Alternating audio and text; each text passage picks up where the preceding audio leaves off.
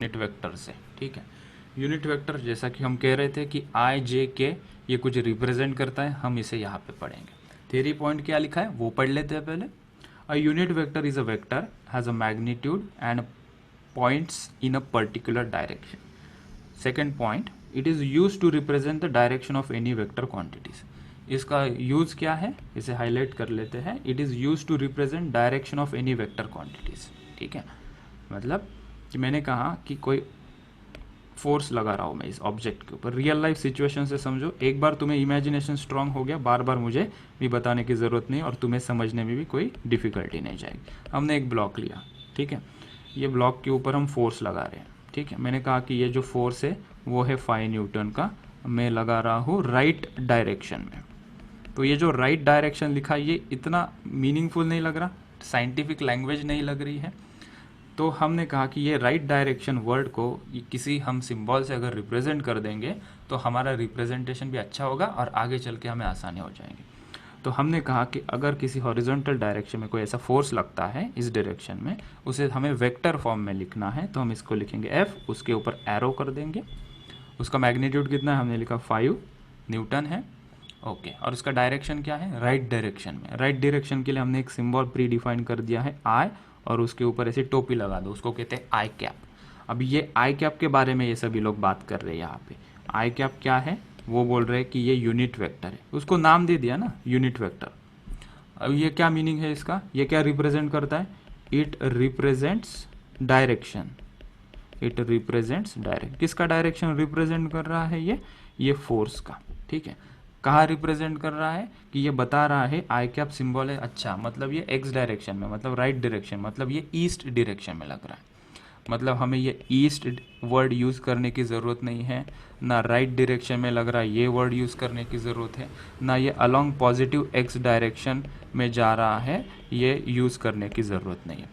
इसी को हमने रिप्लेस कर दिया आई कैप से। ठीक है, सिमिलरली अगर कोई बॉडी वाई डायरेक्शन में जाती है तो हमने सिंबल यूज़ कर दिया जे कैप। मतलब यही डायग्राम को अगर मैं नीचे से यहाँ पे ऊपर ऐसे फोर्स लगाता हूँ 7 न्यूटन का, तो इस 7 न्यूटन को वेक्टर फॉर्म में हम कैसा लिखेंगे, हम लिखेंगे F vector is equal to 7 j cap newton, आगे उसका यूनिट भी लिख दो न्यूटन। ठीक है, अगर तुम कहोगे कि सर कोई क्वांटिटी अगर 30 डिग्री पे ऐसा जा रही है 30 डिग्री पे और 5 न्यूटन लग रहा है, तब आप कैसे लिखोगे वो हम आज सीखेंगे। ठीक है, तो ये स्लाइड का टेक अवे क्या है, I J K these are the unit vector represent in the direction of positive X direction, या ईस्ट कह दो या राइट कह दो। J vector unit vector represents the direction of that vector quantity in Y direction, या उसको north कहेंगे। ठीक है, जेड एक है सर। हाँ रुको बता रहा हूँ मैं। जेड डायरेक्शन में कोई क्वांटिटी जाती है, जेड कैसा होगा, जेड मतलब क्या है, this is out of the plane, तुम्हारे स्क्रीन से बाहर निकल के से 3D में कोई ऑब्जेक्ट आ रहा है। ठीक है, तो ये एक्स ये वाई, जेड तो हम यहाँ निकाल नहीं सकते 2D प्लेन में, तो हमने इसको थोड़ा सा इंक्लाइन यहाँ पे बताया। तो ये डायरेक्शन में कोई क्वांटिटी चलेगी, उसका डायरेक्शन बताएंगे बाय सिंबल के कैप। ठीक है, इतना पहले लिख लो, फिर हम आगे के स्लाइड पे चलते हैं कि ये वाला सिचुएशन हम कैसे ड्रॉ करेंगे। ठीक है, और इसके अराउंड ही न्यूमेरिकल्स बनेंगे।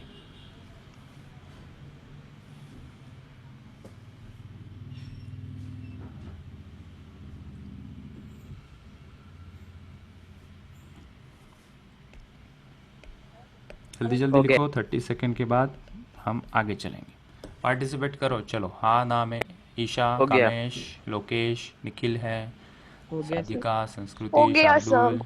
हो ओके गुड, ठीक गया है। सर। ओके, मतलब मुझे भी हो पता गया चलेगा। सर। ओके, गया ऑलराइट, सर। चलो आगे। राइट, ठीक है। वो समझने के लिए जो 30 डिग्री एंगल पे, अगर ये समझने के लिए हम क्या करते हैं, एक एग्जांपल लेते हैं। ठीक है, यूनिट वेक्टर समझा हमें, हाँ सर समझा, आई जे के में ऐसा कुछ होता है इसका। ठीक है, उसका एक छोटा सा सबसे बेसिक सा हम यूज़ देखते हैं कि इसका यूज़ क्या है सर, ये सर इसका यूज़ बताओ, किस तरीके से क्वेश्चन आएगा और उसको क्या कहोगे। तो हमने एक हेडिंग दे दिया, position representation in vector form. कोई पार्टिकल की हमें पोजीशन बतानी, लोकेशन बतानी। ठीक है, हम कहते हैं ना मैं कहाँ हूँ, मैं घर पे हूँ, घर कहाँ है, गारखेड़ा में, क्लास कहाँ है, उस्मानपुरा में, तो उस्मानपुरा, गारखेड़ा, ये सभी क्या हो गए, लोकेशन हो गए। अगर मैं पूछता हूँ कि उस्मानपुरा कितना दूर है, तुम कहोगे सर कहाँ से, मतलब एक रेफरेंस पॉइंट हमें लगेगा जहाँ से हम बता सकते हैं कि उस्मानपुरा गुलमंडी से इतना दूर है, जालना से इतना दूर है, गारखेड़ा से ये डायरेक्शन में और इतना दूर है। ठीक है, वैसे ही कभी हमें किसी वेक्टर की या किसी भी क्वांटिटी का लोकेशन फाइंड आउट करना है तो हम कैसे फाइंड आउट करेंगे? वेक्टर फॉर्म में बता के। ठीक है, तो क्वेश्चन देखो, इस क्वेश्चन को सॉल्व करेंगे तो ये समझ जाएंगे।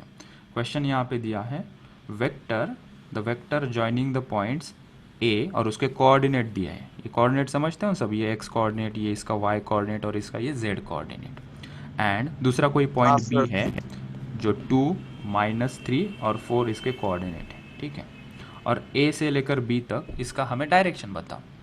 ए पॉइंट है 1, 1, -1। लेट्स से हम इसको ड्रॉ करते हैं। यहाँ पे हमने एक्सिस निकाला, हमेशा निकालने की ज़रूरत नहीं, समझाने के लिए हम कर रहे हैं इसे। ठीक है, पहला पॉइंट है ए पॉइंट है 1, 1, -1। उसको प्लॉट कैसे करेंगे हम? इसको हम ऐसा लिखेंगे यहाँ पे, एक्स एक्सिस से 1 यूनिट दूरी पे, कॉमा 1, मतलब वाई एक्सिस से भी कितना दूरी पे है ये 1 यूनिट दूरी पे। जेड एक्सिस से कितना दूरी पे है? -1 मतलब तुम्हारे फ़ोन के नीचे जा रहा है, फ़ोन के बैक साइड से नीचे जा रहा है। वो हम दिखा नहीं सकते, तो हम यहीं पे कुछ दिखा देते कि लेट से वो ये पॉइंट है A 1, 1, -1। So this is our first point. B कहाँ पे है? बी है 2, -3, 4। सो -3 तो नीचे आएगा यहाँ पे, 2 कहाँ पे आएगा? दिस इज़ 2, उसको दूसरे पॉइंट से दिखाते हैं। ये है 2, ये है -3, और z कितना है? 4, मतलब ऊपर। हम कहीं बोल देते हैं ये यहाँ पे है, तो इसके कोऑर्डिनेट आ गए b के 2, -3, 4। ठीक है, तो ये हमेशा ड्रॉ करने की ज़रूरत नहीं, हम सीधा सीधा ऐसा लिख सकते हैं फॉर आवर अंडरस्टैंडिंग। हम कहेंगे कि लेट से ये a यहाँ पे है, कोऑर्डिनेट सिस्टम बिना निकाले 1, 1, -1, और ये b पॉइंट है जिसके कोऑर्डिनेट दिए हैं 2, -3, 4। अभी समझने में आसानी होगी। क्या कह रहे हैं अभी? हमें बताओ इसकी लेंथ कितनी होगी। किसकी लेंथ? जब तुम इस कोऑर्डिनेट को a to b एक लाइन से ज्वाइन कर दोगे। ठीक है, तो ये हो गई इसकी पोजीशन। ऐसा मान लो कि ये डिस्टेंस कैलकुलेट करना चाहते हैं हम यूजिंग वेक्टर। कैसे कैलकुलेट करेंगे? देखो, बचपन में हम कैसा करते थे? बचपन मतलब हम 10th स्टैंडर्ड में कोई भी 2 पॉइंट के कोऑर्डिनेट दिए होते थे और हम उसका डिस्टेंस निकालते थे। ये फॉर्मूला अंडर रूट वाला x2 - x1 का whole square plus y2 - y1 का होल स्क्वायर। याद आ रहा है कुछ? कोऑर्डिनेट ज्योमेट्री के अंदर ये था डिस्टेंस डिस्टेंस फॉर्मूला, इसका ऐसा नाम था हाँ सर। जितना मुझे याद है, डिस्टेंस फॉर्मूला। हाँ सर, ठीक वही है, है। उसी का ही हम थोड़ा इस्तेमाल करेंगे, लेकिन उसका एक एडवांस वर्जन 2.0 कहेंगे इसको। ठीक है, वेक्टर फॉर्म में से लिखेंगे। ठीक है, तो पहले इस कोऑर्डिनेट पॉइंट को देखो, यहाँ से एक 100 बात की एक बात बता रहा हूँ। अभी ये हटा दिया मैंने यहाँ से, उसको हमने यहाँ रिप्रेजेंट कर दिया। अभी इस 1, 1, -1 को हम वेक्टर फॉर्म में लिखना चाहते हैं, इसको पोजीशन को हम वेक्टर फॉर्म में लिखना चाहते हैं। ठीक है, तो इसको हम लिखेंगे, इस a को लिखेंगे एरो करके 1 है। 1 क्या है? उसका x एक्सिस का डिस्टेंस, तो 1 डायरेक्शन बताएंगे ना x एक्सिस का, तो आई कैप लिख दिया, प्लस ये दूसरा वाला 1 क्या है? y डायरेक्शन का डिस्टेंस है, तो उसका मैग्नीट्यूड 1 है, y डायरेक्शन में है तो j कैप। तीसरा क्या रिप्रेजेंट करता है? -1 z डायरेक्शन में, तो -k कैप लिखेंगे, +1 होता तो +k कैप लिखते हैं, तो इसको हमने लिखा -1 k कैप। तो 1 रिप्रेजेंट करने की ज़रूरत नहीं, सीधा सीधा हम a वेक्टर को ऐसा लिख सकते हैं क्या? I cap plus j cap minus k cap. ठीक है, ये हमें पहली कॉन्सेप्ट यहाँ से मिली कि इसको हमने रिप्लेस किया वेक्टर फॉर्म में। ठीक है, so this is vector representation. Vector में हम इसको ऐसा लिखेंगे, किसको? ये a कोऑर्डिनेट जो 1, 1, -1 है, इसको हमने वेक्टर फॉर्म में लिख दिया i j k के टर्म में। i j k क्या है अभी पता है, डायरेक्शन बता रहा है वो, तो ये इसका रहा वेक्टर फॉर्म। सिमिलरली इसको b को हम वेक्टर फॉर्म में अगर लिखते हैं तो ये कैसा लिखा जाएगा? 2 i cap -3 j cap plus 4 k cap. ठीक है, तो स्टेप 1 लेवल 1 क्लियर हो गई। इन कोऑर्डिनेट को हमने लिख दिया वेक्टर फॉर्म में। ठीक है, हमें पूछा क्या है? हमें पूछा है a to b, आपने इसे जब ज्वाइन किया सर, तो इसको पूरे लाइन को, ये पूरी लाइन को तुम वेक्टर में लिखो। हमने ये जो लिखा है इनके कोऑर्डिनेट को वेक्टर फॉर्म में लिखा, हमें इस पूरे लाइन को वेक्टर फॉर्म में लिखना है। ठीक है, तो इस लाइन को जब हम वेक्टर फॉर्म में लिखेंगे, कहाँ से कहाँ? डायरेक्शन भी ज़रूरी है क्योंकि वेक्टर है, from a to b, a से लेके हुए b की तरफ अगर ये वेक्टर होगा तो उसको कैसे लिखोगे, ठीक है। तो उस ए बी ऐसा लिखेंगे, ए बी वेक्टर। अभी ये ए बी वेक्टर ये क्या होगी, ये पूरी पोजीशन, ये पूरी लाइन होगी, ठीक है। वो कैसे लिखेंगे हम, B minus A, so this B vector minus A vector, ठीक है। जहाँ तक जाना है वो पहले लिखेंगे, कहाँ तक जाना है हमें, बी तक। कहाँ से शुरुआत कर रहे हैं हम, ए से, तो हमने इसे लिखा बी माइनस ए। तो बी को लिख दो वहाँ पे। इन चीज़ों को मैं थोड़ा छोटा कर देता हूँ ताकि हमें जगह मिलेगी। इसको थोड़ा छोटा करके यहाँ पे लिखते हैं, और इस बी को भी यहाँ से उठा के यहाँ थोड़ा छोटा करेंगे, इस डायग्राम को भी थोड़ा छोटा करके यहाँ पे, ठीक है, और इसको उठा के यहाँ लिखते हैं, ठीक है। अभी बस हो गई स्टेप। अभी ए बी वेक्टर मुझे मिल गया। बी कितना है, बी उठाओ यहाँ से 2i cap minus 3j cap plus 4k cap, ठीक है, minus A cap minus A vector. So bracket लगा दो। ए क्या है, i cap plus j cap minus k cap, ठीक है। अभी सब्ट्रैक्ट कर दो। सब्ट्रैक्ट करते वक्त हम ध्यान देंगे 2i से i को सब्ट्रैक्ट करेंगे, j वाले टर्म से j वाले टर्म को ही सब्ट्रैक्ट करना है, k वाले टर्म को k वाले टर्म से ही सब्ट्रैक्ट करना है। बी अवेयर यहाँ पे निगेटिव साइन है, निगेटिव साइन होगा तो अंदर में साइन चेंजेस होंगे। तो पहले हम इस ब्रैकेट को सॉल्व कर लेंगे, विल सॉल्व दिस ब्रैकेट, ठीक है। सो ये फर्स्ट एग्जांपल है इसलिए मैं थोड़ा स्लो लेके जा रहा हूँ ताकि सब लोगों को समझ में आए। सो ये माइनस आई कैप हो जाएगा, प्लस जे कैप और माइनस होके माइनस जे कैप, ये माइनस के कैप माइनस माइनस प्लस के कैप, ठीक है। अभी हम जो जो है उसको ऐड करेंगे, आई के साथ आई को ऐड करो, ये आई और फिर ये जे के साथ जे और फिर ये के साथ ये के जाएगा। So 2i minus i will be i. दूसरा क्या है, माइनस 3j माइनस जे क्या होगा, minus 3j minus j is minus 4j plus 4k plus k is plus 5k, ठीक है। So this is the answer, ठीक है। ये हमने एक्सप्लेन किया इसलिए ऐसा लग रहा होगा कि इतना बड़ा है सर, अरे ये तो बहुत चुटकी वाला काम है। हमने स्टेप बाय स्टेप एक एक चीज़ को फिल्टर करके क्लियर करके आंसर निकाला, ठीक है। तो यहाँ पे कौन सा ऑप्शन सही होगा, ऑप्शन नंबर सी। और ये जो निकाला है ये क्या है, ये लाइन है, ये लाइन को वेक्टर में ऐसा लिखा जाता है, ठीक है। चलो लिख लो इसे, कोई डाउट होगा तो पूछना मुझे। हो गया। कामेश का पार्ले जी काम कर रहा है। Done sir. Oh Isha good.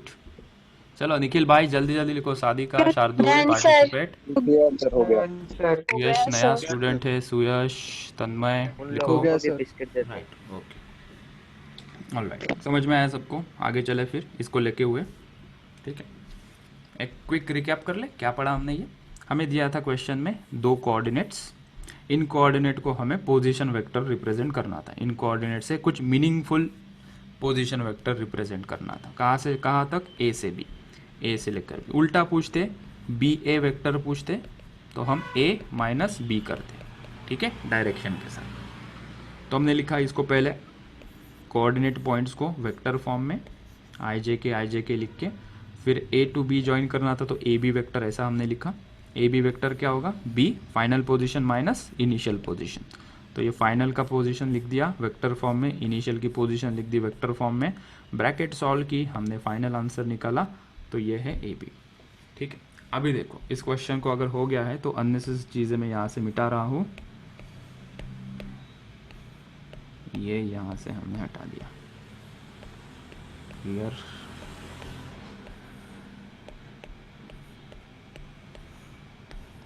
कोई मुझे पूछेगा सर लेंथ बताओ उसकी, ये तो वेक्टर फॉर्म में है।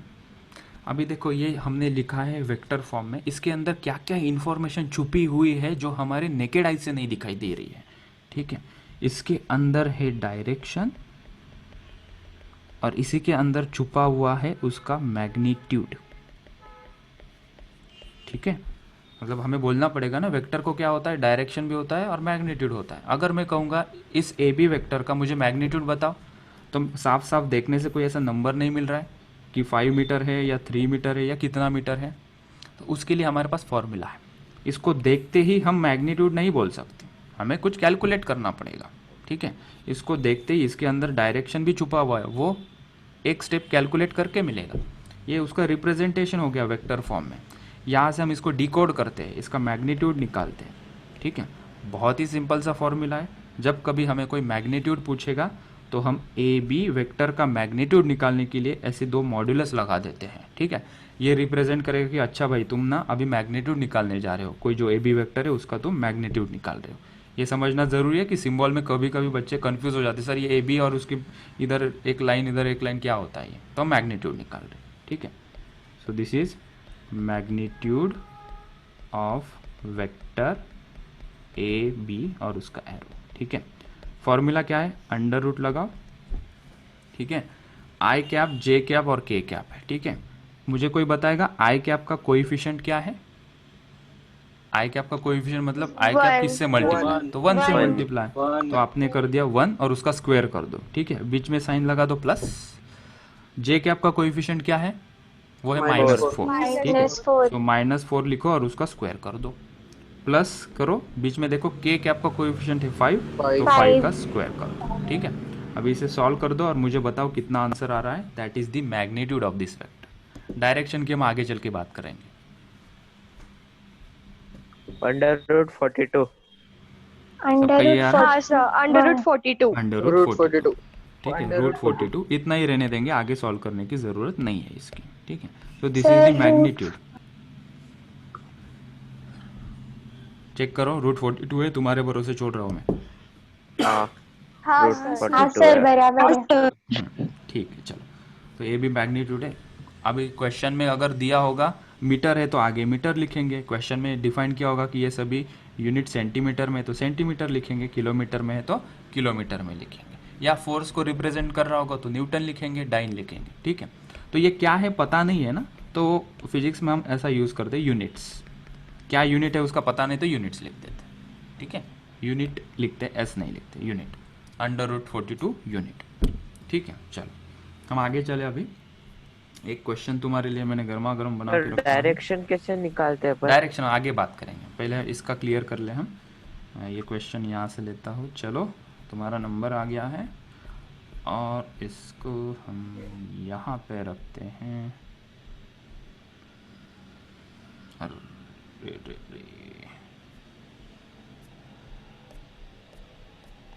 रॉन्ग नंबर लग गया उसका।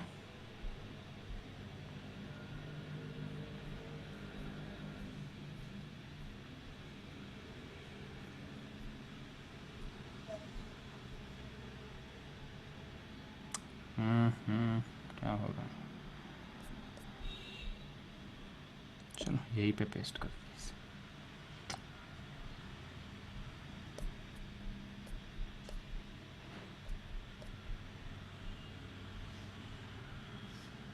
ठीक है, मान नहीं रहा है वो। ठीक है, यहाँ पे सॉल्व करो, इस क्वेश्चन को थोड़ा बड़ा कर देता हूँ यहाँ पे।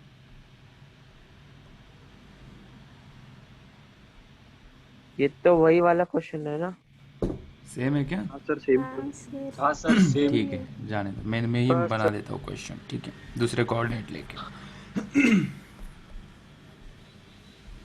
चलो दो, अभी शॉर्टकट में देता हूँ ये क्वेश्चन, तुम समझ जाओगे। Find position vector, find position vector of A और ब्रैकेट में -2, -3, 1 and B 3, 2, -1 from B to A. ये क्वेश्चन है। चलो सब लोग करो इसे solve. I cap minus J cap. I cap minus J cap,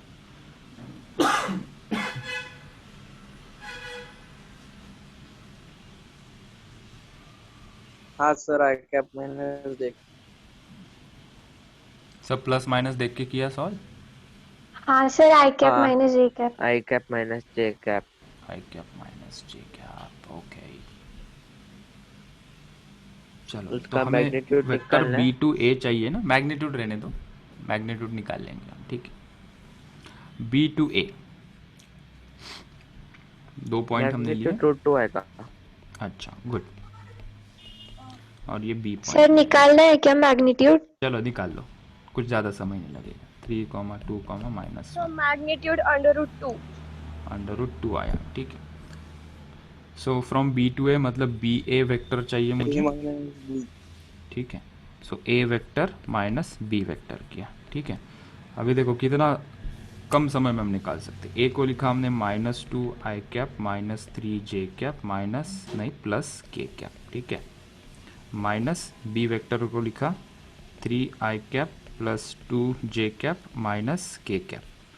इसे सॉल्व किया हमने, -2i cap -3j cap +k cap -3i cap -2j cap +k cap, ठीक है। अभी i के साथ i जाएगा, सो -5i कैप, j कैप का क्या आ जाएगा -5j कैप और +++2k कैप, ठीक है। तो this is the vector B A. इसका मैग्नीट्यूड निकालने जाओगे, मैग्नीट्यूड निकालने जाओगे बी ए का, तो अंडर रूट में लिखना है इसको -5 का स्क्वायर प्लस -5 का स्क्वायर प्लस 2 का स्क्वायर। जो आंसर आएगा यहाँ पे तुम लिख देना। कितना आएगा ये 25 + 25 + 4 √54। √54 विल बी इट्स मैग्नीट्यूड, ठीक है। तो प्लस माइनस का ध्यान रखो, तुम जल्दबाजी में क्या करते हो, यहाँ पे देख लिया तुमने है ये 1 और ये -1, ये 0 हो गया, हाँ चलो सर फिर ये आंसर हो गया। नहीं, टेक्निक से चलो, एक बार टेक्निक की ग्रिप आ गई फिर शॉर्टकट तुम्हें अपने आप आ जाएगा। कौस्तुभ बेटा कल एब्सेंट था तू, क्यों ऐसा? हाँ सर नेटवर्क इशू था। नेटवर्क इशू, जियो को बोलना पड़ेगा, मुझे तो कभी नहीं दिया जियो ने नेटवर्क। नहीं सर एयरटेल है। एयरटेल।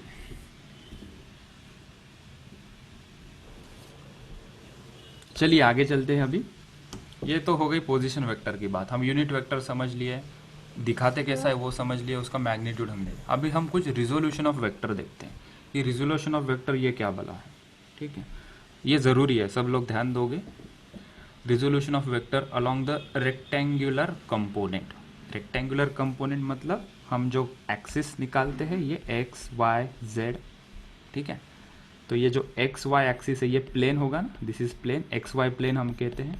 तो कुछ रेक्टेंगुलर टाइप का दिखता है, इसको हम दूसरा नाम देते हैं रेक्टेंगुलर कंपोनेंट, ठीक है। मतलब कोऑर्डिनेट एक्सिस, नाम में क्या लिखा है, कोई कुछ भी बोल सकते हैं, रेक्टेंगुलर कंपोनेंट बोलो या उसको कोऑर्डिनेट एक्सिस के अलोंग बोलो, ओके फाइन। चलो अभी यहाँ पे क्वेश्चन से समझते हैं इसको, ठीक है। एक लाइन पढ़ते हैं, यहाँ पे मैंने लिखी है, it is convenient to resolve a general vector along an axis of rectangular coordinate system using vector of unit magnitude. हम किस दिशा में चल रहे हैं देखो। सबसे पहले हमने क्या किया था कि मैंने कहा कि जो हम पैरेललोग्राम लॉ में पढ़ा था कि ये वेक्टर है 5 न्यूटन का और इसको कह दो 3 न्यूटन वेक्टर, ठीक है। यह है 3 न्यूटन और यह है 4 न्यूटन। मैंने तुम्हें तब पूछा था कि इसका मुझे रिजल्टेंट बताओ, मतलब तुमने एडिशन की थी, वो √a² + b² + 2ab cos theta से, बराबर। फिर तुमने मुझे आंसर बोला था कि सर इसका आंसर आएगा ना √25 मतलब 5, तो इसका रिजल्टेंट वेक्टर आया है 5 न्यूटन, ठीक है। मतलब √4² + 3² + 2 × 4 × 3 × इन दोनों के बीच में एंगल कितना है cos 90। cos 90 कितना होता है 0। तो ये √4² + √3² = √25 विच इज़ इक्वल्स टू 5, ठीक है। और वो एंगल निकाला हमने tan अल्फा से b cos theta / a + b sin theta, ठीक है। चलो अच्छा, ये हमने वहाँ पे किया। यहाँ पे क्या बोल रहे हो वो इसके रिलेटेड है, इसलिए मैंने बताया। अभी ऐसा इमेजिन करो, ऐसा इमेजिन करो कि मुझे सिर्फ 5 न्यूटन ही दिया है, ये 5 न्यूटन का ही वेक्टर दिया है और मुझे बोला है अभी कि इसके कंपोनेंट निकालो। इसके कंपोनेंट निकालो मतलब इसका एक्स एक्सिस और वाई एक्सिस में कितना इफेक्ट है वो निकालो। एक्स एक्सिस में कितना था ये ओरिजिनल 3 न्यूटन और वाई एक्सिस में कितना था ये 4 न्यूटन, ठीक है। तो जब कभी एक वेक्टर दिया होता है उसको हमें 2 कंपोनेंट्स में या 2 पोर्शन में उसको तोड़ना है, ठीक है। तो उसको कहते हैं इसके कंपोनेंट हम निकालेंगे। तो ये वर्ड कंपोनेंट का मीनिंग क्या है, जो कोई हमारा वेक्टर है उसको हम रिजॉल्व करेंगे। रिजॉल्व मतलब तोड़ना, कंपोनेंट कहो या रिजॉल्व कहो, रिजॉल्व करेंगे हम इसको ये डायरेक्शन में और इसको ये डायरेक्शन में, ठीक है। तुम कहोगे कि सर ऐसा ही क्यों? आप ऐसा भी तो कर सकते थे कि ये जो 5 न्यूटन का है आप इसको इस प्रकार से भी तोड़ सकते थे, एक वेक्टर इसका इफेक्ट यहाँ पे, एक वेक्टर यहाँ पे, तो इसको भी तो ऐसा तोड़ा जा सकता है ना, ये वेक्टर और ये वेक्टर में। तो जनरली इसके तो बहुत सारे, कल फिर दूसरा स्टूडेंट कहेगा कि सर हाँ ऐसा और ऐसा क्यों नहीं करते इसको, 2 पोर्शन ये भी तो हो गए उसके, आपने पर्टिकुलरली ऐसा ही किया। तो ये कन्वीनियंट जाता है, हमारे कन्वीनियंट के लिए हमने बताया है ये चीज़। हमने कहा कि इस वेक्टर को ना 2 परपेंडिकुलर कंपोनेंट में रिजॉल्व करो, 2 परपेंडिकुलर कंपोनेंट में इसे तोड़ दो। इसके 2 परपेंडिकुलर क्या होंगे, एक अलोंग एक्स एक्सिस और एक अलोंग वाई एक्सिस। तो हमें ये आंसर चाहिए और ये आंसर चाहिए, इसलिए हमने इसका हेडिंग दिया resolution of vector along rectangular component, मतलब अलोंग एक्स एक्सिस और अलोंग वाई एक्सिस, ठीक है। इसको हमें रिजॉल्व करना है, वो हम पढ़ते हैं, ठीक है। चलो, ये अभी मैंने फाउंडेशन क्रिएट किया तुम्हारे लिए, हम इसको तोड़ने वाले हैं। क्वेश्चन में 5 न्यूटन दिया है, अ force of 5 Newton acts on a particle along a direction making an angle of 60 degree with the vertical, its vertical component B। मतलब इसमें एक एंगल भी दिया है हमें 60 डिग्री। कहाँ है 60 डिग्री? वर्टिकल के साथ। ये वर्टिकल के साथ इसका एंगल कितना है? 60 डिग्री है, ठीक है। तो हमें बोलना है कि ये कंपोनेंट कितना आएगा। इसको हम एफ एक्स कह देते हैं और इसको हम कहते हैं एफ वाई।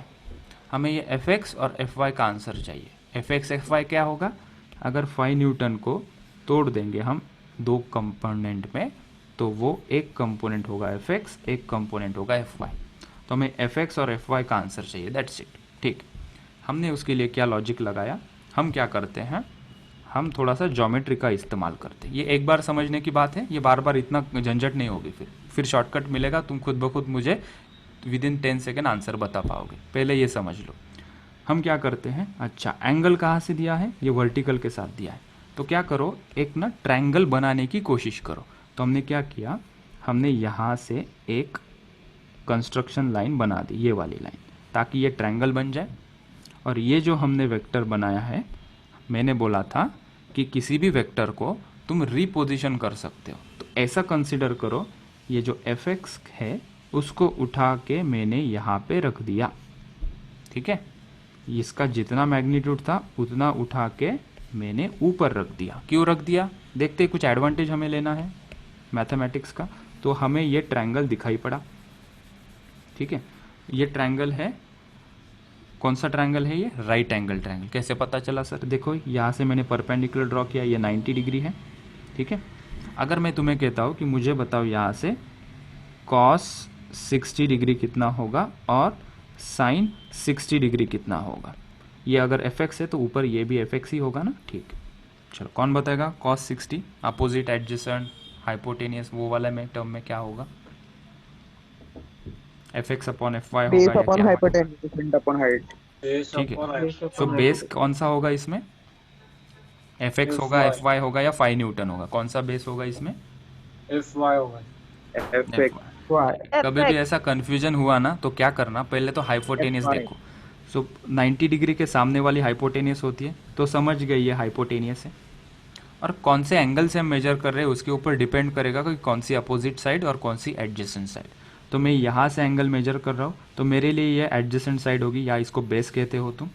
तो कॉस के लिए क्या होगा? Base upon hypotenuse, base upon hypotenuse. तो बेस मेरा है एफ वाई, हाइपोटेनियस कितनी है? 5। साइन 60 बताओ अभी। F X upon 5। F X upon 5, ठीक है। यहाँ से क्या करना था सर हमें? देखो अभी मुझे बताओ एफ वाई, यहाँ से एफ वाई बताओ। इस इक्वेशन को मैं नीचे लिखता हूँ, इधर ही ठीक है, इसको हम ऐसा कर लेते हैं, 5 ठीक है। 5 cos 6। यस एग्जैक्टली, यही मुझे बोलना था, 5 cos 60 डिग्री आ गया, ठीक है। इसको मैंने बॉक्स कर दिया। यहाँ से मुझे बताओ एफ एक्स कितना आएगा? 5 sin साइन 60 डिग्री, ठीक है। अभी इसको थोड़ा चबाते हैं, मतलब इसको थोड़ा डाइजेस्ट करते हैं और ये समझने की कोशिश करते हैं ये एफ एक्स और एफ वाई क्या आया, ठीक है।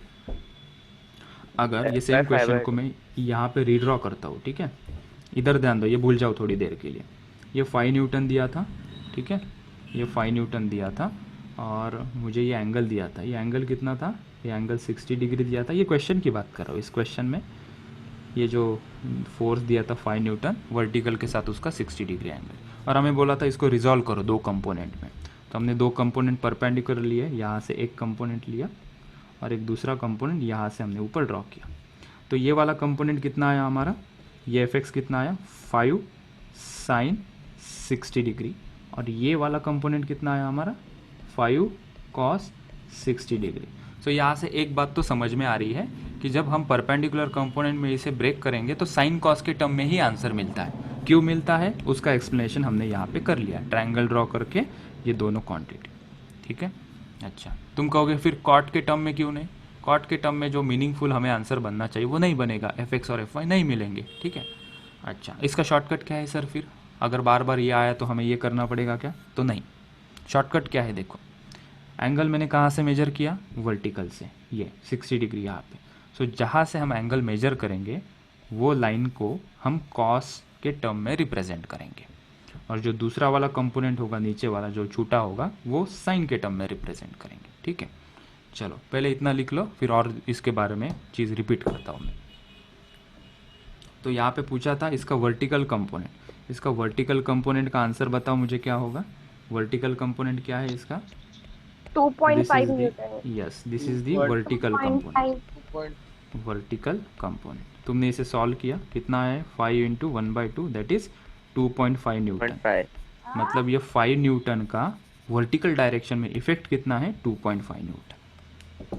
ठीक है, और हॉरिजॉन्टल पूछेंगे तो ये कितना आएगा 5√3/2 right 5 इंटू √3/2, या इसे 2.5 इंटू √3 ऐसा भी लिख सकते हो।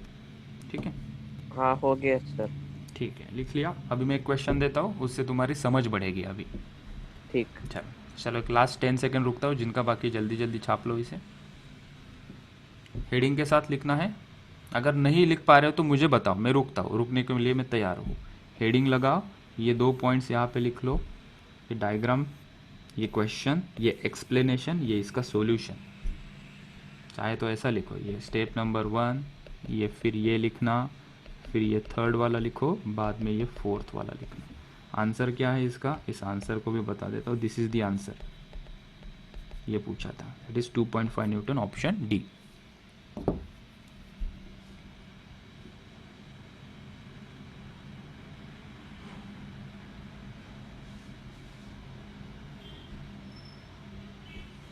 ऑलराइट चलो,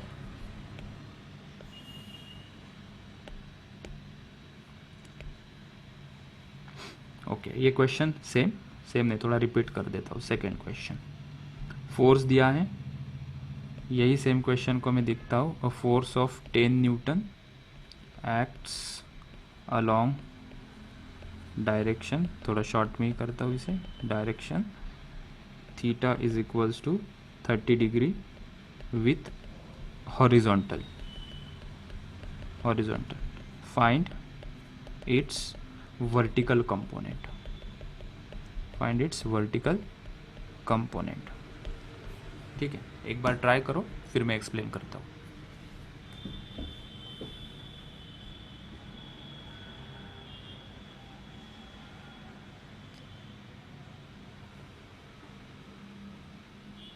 So 5 न्यूटन। 5√3 5 न्यूटन, कोई 5√3, 5√3 न्यूटन। 5√3 सर सिर्फ 5। सिर्फ 5, ओके सर 5 न्यूटन। न्यूटन। ठीक हाँ है, सर चेक 5 करेंगे। न्यूटन।